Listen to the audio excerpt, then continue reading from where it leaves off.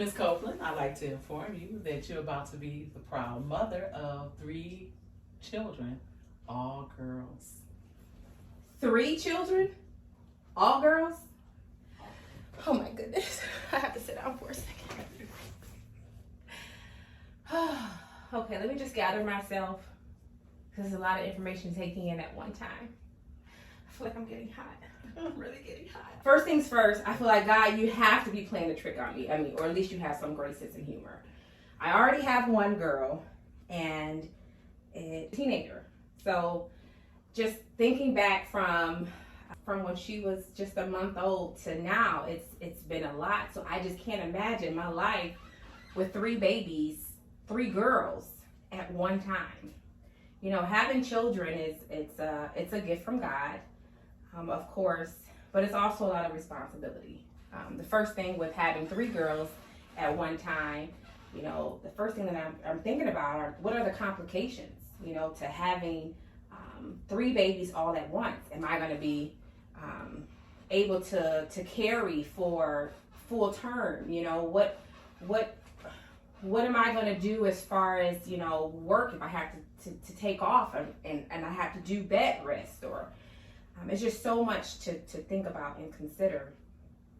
The next thing that I'm thinking about is the financial aspect of it. You know, how can I afford, you know, 2 babies, 3 babies, you know, all at one time, you know, 3 car seats.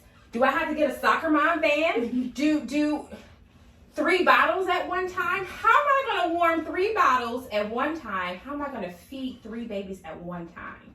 That's a lot. I'm a little excited, but I'm overwhelmed with this information. I'm nervous. It's a lot to take in at one time. You know, diapers in mass quantities, daycare. The daycare expenses for 1 child is like $500 a week. So we're looking at almost $4,000 a month to put the kids in daycare. How would I be able to afford that in these times, especially with the rising cost of food, gas, and groceries, everything? The economy is in some sort of it's trying right now with the high cost of everything, you know, inflation, and it's just so much to consider. And raising 3 girls after already having 1 teenager, I can just imagine 3 different personalities at one time. The puberty stage, you know, going through, just getting from preschool to kindergarten is to me, it's going to be a challenge, you know, and it's scary, but I think it's going to be a good thing, because in the end, you know, like I said before, children are a gift from God, and outside of thinking about the complications, the financial aspect of it, and just rearing and raising your children, especially in a time like this, there's so much to consider. You want to make sure that you're bringing your children up in a healthy environment, that you have good, strong support, good, you know, family support, a support system. You want to make sure that you have enough room to accommodate everything, all their needs, you know, that you're giving them individual time and the TLC that they need. You make sure that you can provide all their needs financially and emotionally.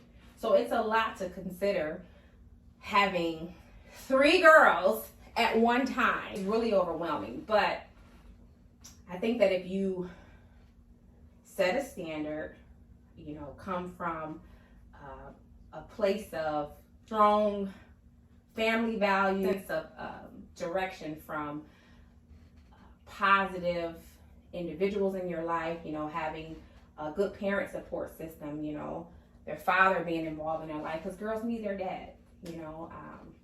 Do you guys have any advice for me? Any suggestions for, you know, bringing up the children, 3 at one time? I can't imagine what it would be like to have 3 car seats in the car. Like, you have to have some sort of system in place to get them prepared in the morning, getting prepared to getting out the door and then getting to your destination. What do I do? But look at the love they'll bring. 3 times the love.